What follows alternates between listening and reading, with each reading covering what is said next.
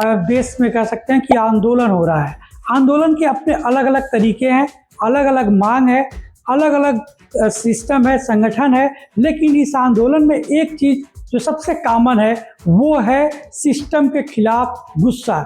जी, system चाहे कहीं का भी हो, चाहे वो प्रदेश का हो या राज्य का हो या फिर देश का हो, सब सिस्टम के खिलाफ गुस्सा है। और छात्र जो जेन जी आंदोलन ये कर रहे हैं वो इसीलिए कर रहे हैं क्योंकि सिस्टम से उनको बहुत ही निराशा हाथ लगी है। नमस्कार, मैं संजय सिंह और हम बात कर रहे हैं आज मॉर्निंग इंडिया के नए शो अनकट पर। और अनकट में हम बात करेंगे जो आंदोलन जेन जी की तरफ से लगातार सरकार के खिलाफ चल रहे हैं उनको लेकर, इस आंदोलन के पीछे क्या है और इस आंदोलन को करने के कारण क्या क्या है। और हर राज्य में जो आंदोलन हो रहे हैं वो अलग अलग आंदोलन है, अलग अलग कह सकते हैं कि राजनीतिक दल हैं जो उनको सपोर्ट कर रहे हैं।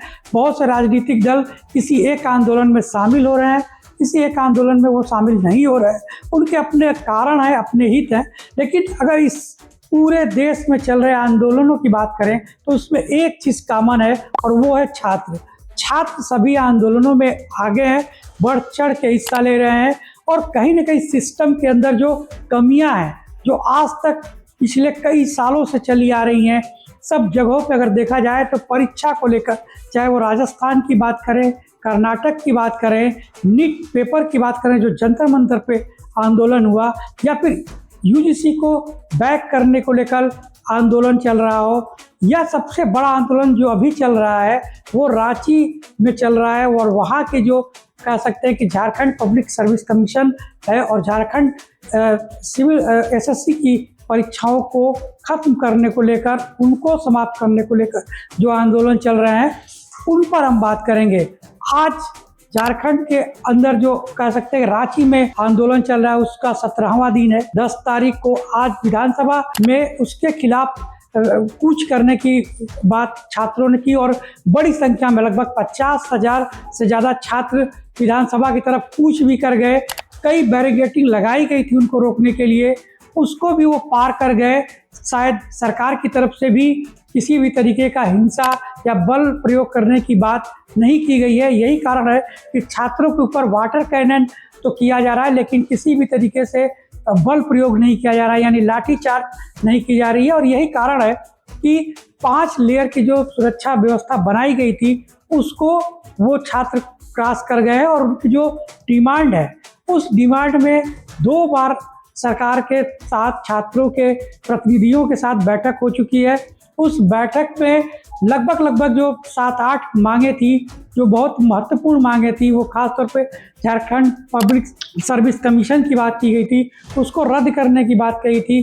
कई ऐसी परीक्षाएं थी जिसमें भ्रष्टाचार सीधे खुले तौर पर सामने आया था। लोग ये कह रहे थे कि वहाँ पर 1 करोड़ 80 लाख और तमाम इस तरीके की रकम लेकर सीधे नियुक्तियाँ दी जा रही थी। ये तमाम आरोप वहाँ के छात्रों के द्वारा वहाँ के सरकार और सिस्टम पे लगाए जा रहे हैं। सरकार चाहे किसी की भी रही हो, चाहे जेएमएम की हो या उसके पहले बीजेपी की सरकार रही हो, ये कमी जो है सिस्टम की होती है। और सिस्टम हर जगह लगभग वही रहता है क्योंकि सिस्टम में काम करने वाले जो अधिकारी होते हैं वो 60 साल तक नौकरियां करते हैं। वो किसी जगह पर उनको सिर्फ आप स्थानांतरण करते हैं, तबादला होता है, फिर वो किसी दूसरी जगह जाते हैं और वो काम करते हैं। तो ये सिस्टम जो होता है वो सिस्टम के अंदर इस तरीके का घुन या दीमक लगता है जिसके कारण इस भ्रष्टाचार रूपी दानों का जन्म होता है। और यही जो भ्रष्टाचार रूपी दाना हो, चाहे वो केंद्र में बैठा हुआ HRD मंत्रालय हो जिसको ह्यूमन रिसोर्स डेवलपमेंट था और जिसके नीट परीक्षा कराने के लिए NTA बनाया गया था, और नेशनल टेस्टिंग एजेंसी जो नीट परीक्षा करा रही थी उसमें भी एक बहुत बड़ा कह सकते हैं कि विवाद, घोटाले, प्रश्न पत्र लीक जैसे तमाम समस्याएं आई और उसके बाद सरकार को एक्शन लेना पड़ा, परीक्षा रद्द करनी पड़ी, दोबारा परीक्षा करानी पड़ी। और जब जंतर मंतर पर कह सकते हैं कि एक बड़ा प्रदर्शन छात्रों ने किया और उस प्रदर्शन के बाद धर्मेंद्र प्रधान को इस्तीफा देना पड़ा। ऐसे ही अगर हम बात करें तो जो अभी रांची में हो रहा है उसको अगर आप देखें तो वो भी एक प्रदर्शन जो है कहीं ना कहीं कई मुद्दों पर सहमति बन चुकी है सरकार और छात्र आंदोलनों की जो संगठन है उनके बीच में। लेकिन दो मुद्दे ऐसे हैं जिस पर अभी भी सहमति नहीं बन पाई है। एक, सीबीआई जांच की मांग की जा रही है, जो लगातार की जा रही है कि इस पूरे जितनी भी परीक्षाएं 2016-17 से लेकर अब तक हुई हैं, उनकी सीबीआई जांच कराई जाए। अगर उसमें आर्थिक आती हैं समस्याएं तो उसके लिए ईडी जांच कराई जाए। और तीसरी जो सबसे बड़ी बात है कि परीक्षाओं को रद्द कराया जाए। तो दो चीज़ों पर सहमति अभी सरकार के साथ नहीं बन पाई है, और ये कि सीबीआई जांच को लेकर सरकार अभी सहमत नहीं हुई है। सीआईडी जांच लगातार चल रही है। कल झारखंड पब्लिक सर्विस कमीशन के 3 जो बड़े अधिकारी हैं उन्होंने इस्तीफा दे दिया। इससे लगता है कि धीरे धीरे सरकार भी चाहती है कि इस पूरे मुद्दे को हल किया जाए, क्योंकि आज विधानसभा सत्र था और विधानसभा सत्र के बीच में ही छात्रों का विधानसभा को घेराव करने का जो आयोजन चला है और लगातार वो अभी चल ही रहा है। अभी जब हम आपसे बात कर रहे हैं तभी भी ये कह सकते हैं कि छात्रों का विधान सभा को घेरने का कार्यक्रम अभी भी जारी है। पुलिस प्रशासन उनके ऊपर वाटर कैनन का इस्तेमाल कर रही है, लगातार उनको दूर रखने का प्रयास किया जा रहा है। और ये संभावना जताई जा रही है कि कहीं ना कहीं सरकार और जो बच्चे हैं, जो संगठन है छात्रों के, उनके बीच एक समन्वय बनाया जाए, एक कमेटी बनाई जाए, जो उनकी मांगें हैं उनको मान लिया जाए। क्योंकि सरकार भी ये कह रही है कि 98% मांग हमने मान लिया है, 2% यानी 2 ही मांग ऐसी हैं जिनको अभी सरकार ने स्वीकार नहीं किया है, तो उन 2 मांगों को भी सरकार स्वीकार कर ले। तीसरी तरफ अगर हम देखें तो अलग अलग जगहों पर जो इस तरीके से पेपर लीक को लेकर, परीक्षा में भ्रष्टाचार को लेकर राहुल गांधी ने भी प्रयागराज में एक बड़ा कार्यक्रम किया, जिसमें बहुत बड़ी संख्या में छात्रों ने भाग लिया। और उत्तर प्रदेश में कई ऐसी परीक्षाएं थी जिनको लेकर उनकी भी डिमांड थी कि उन परीक्षाओं को या तो रद्द किया जाए या उनकी जांच कराई जाए।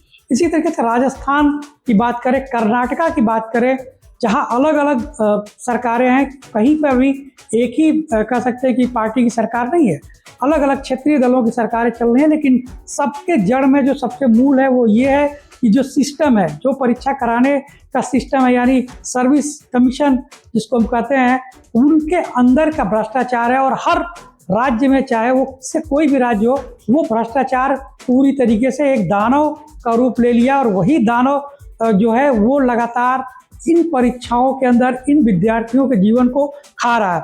और यही कारण है कि विद्यार्थी अब पूरे देश में अगर देखें तो आप एक तरीके का आंदोलन का मौसम चल रहा है और हर जगह एक आंदोलन का रूप ले रहा है। क्या ये आंदोलन उस तरीके का आंदोलन बन पाएगा जैसा 1972 के करीब जेपी के नेतृत्व में आंदोलन बना था, और एक बहुत ही ताकतवर सत्ता इंदिरा गांधी की सरकार थी, उसको उखाड़ फेंकने में कामयाब हुई थी। तो छात्र जब एकजुट होते हैं तो एक बड़ा निर्णय या कह सकते हैं कि एक बड़ा परिवर्तन इस देश में आता है, चाहे वो 90 की बात करें, 72 की बात करें, या अब 2026 की बात करें, जब एक नए युग में एक नया युवा जो है इस आंदोलन को कर रहा है। और इस आंदोलन के पीछे भी यही मंशा है कि जो सिस्टम है उसको बदला जाए, जो सिस्टम के अंदर करप्शन है उसको खत्म किया जाए, और जो भी परीक्षाएं हो वो पारदर्शी तरीके से हो, और जो जेन्युइन बच्चे हैं जो इस परीक्षाओं की तैयारी कर रहे हैं उनको उसका हक मिले, उनके मेहनत का फल मिले, न कि उन लोगों को जो नेताओं के थ्रू, जो अधिकारियों के थ्रू, जो सिस्टम के थ्रू जाते हैं और घोटाले और घूस देकर उन नौकरियों को प्राप्त करते हैं। तो ये मुद्दा इसलिए भी ज़रूरी हो चुका है क्योंकि अब भारत में जो युवाओं की आबादी है वो लगभग 35 करोड़ से 40 करोड़ के बीच युवा हैं, जो किसी भी तरीके से एक अगर देखें तो एक पूरी अपने आप में एक देश है, और ये किसी भी सिस्टम को बदलने की क्षमता रखते हैं।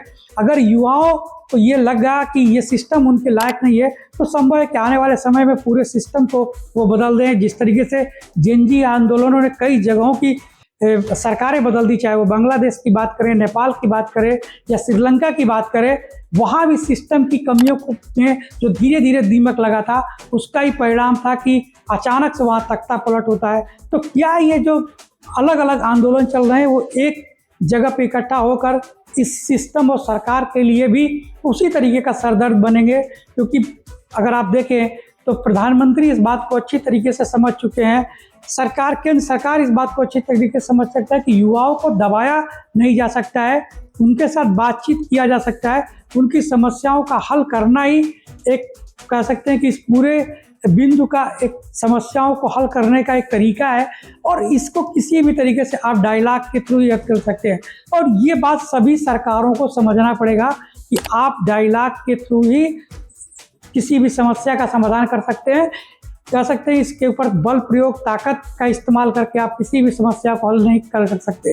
तो जो झारखंड में आंदोलन चल रहा है, जो उसकी तीव्रता है, जिस तरीके से आंदोलन अपने पूरे पीक पे है, अब वहाँ की भी सरकार को ये समझना पड़ेगा कि छात्रों के हित में आगे बढ़ कर उनसे बातचीत किया जाए, उन समस्याओं को फाइंड आउट किया जाए और उनका हल किया जाए, वरना फिर यह आंदोलन कहीं ना कहीं उस तरीके का ही रूप ले लेगा जो आपने जंतर मंतर पर देखा था, जिसके कारण यहाँ के केंद्रीय शिक्षा मंत्री को इस्तीफा देना पड़ा था। तो इस पूरे मुद्दे को लेकर जिस तरीके के भी अपडेट आएंगे, जिस तरीके से भी ये घटनाक्रम परिवर्तन होगा, हम इस पर लगातार बातचीत करते रहेंगे। लेकिन अभी के लिए फिलहाल इतना ही, हमें इजाज़त दीजिए। धन्यवाद।